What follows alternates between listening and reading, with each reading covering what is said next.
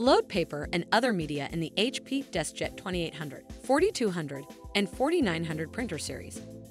Follow these steps to learn how to load different types of paper into your HP printer and change media settings. Load standard paper. Raise the input tray. Slide the paper width guide to the left. Insert paper into the input tray until it stops.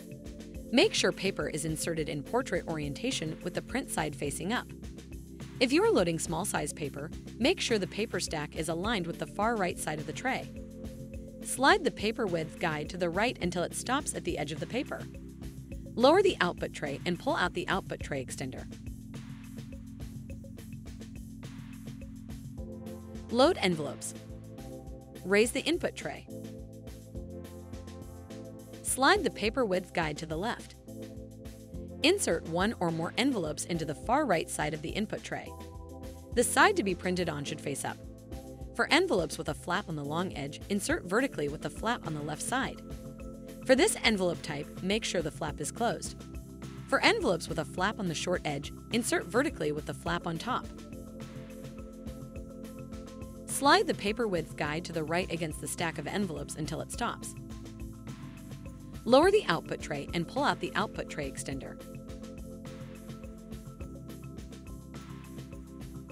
Load paper onto the scanner glass. Lift the scanner lid. Place the original document print side down on the scanner glass. Make sure it is aligned with the indicated corner. Close the scanner lid. Load paper into the document feeder. This section only applies to 4900 series printers equipped with a document feeder. Open the document feeder tray. Slide out the tray extender. Slide the paper width guides outwards. Load the original document print side up in the document feeder. Slide the paper width guides inward until they stop at the edge of the paper.